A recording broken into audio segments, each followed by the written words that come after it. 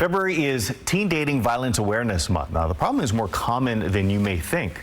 Nationwide, 1 in 3 people experience abuse from someone they're in a relationship before they turn 25. And that's why the Greater Sacramento Urban League is holding a workshop to raise awareness. And joining us more, to tell us more rather this morning, is Jamisa Williams. Thank you so much for joining us. Thank you for having me. Really appreciate it. So, this is a wide range for the most part, ages 12 to 25, you said? Yes, so Greater Sacramento Urban League, we are in the process of implementing the Alcove Sacramento Center, which is a youth mental health drop-in center that services youth ages 12 to 26.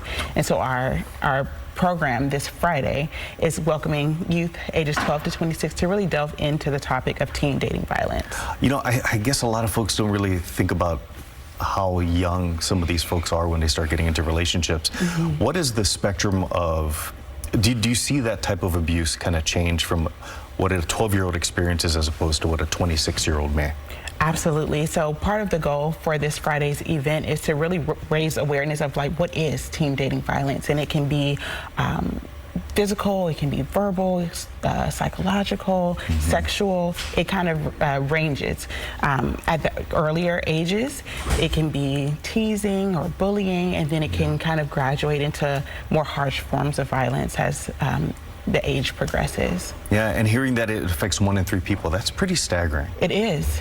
It is. And so that's one of the goals of the Urban League, right, is to address things early on in before they become very intense. Absolutely. So what are some of the signs? If somebody is at home, maybe they don't even have time to get to this particular workshop, and they suspect that somebody that, you know, is in their life is experiencing some abuse, what are some of the earlier signs? Yeah, so you want to make sure that you're being aware of very controlling behavior. Let's say your partner might want to check your phone or social media without your permission.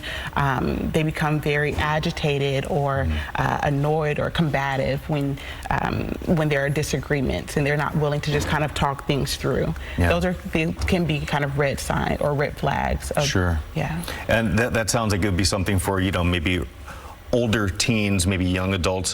What about for the early onset, like the 12 and 13-year-olds? Yeah.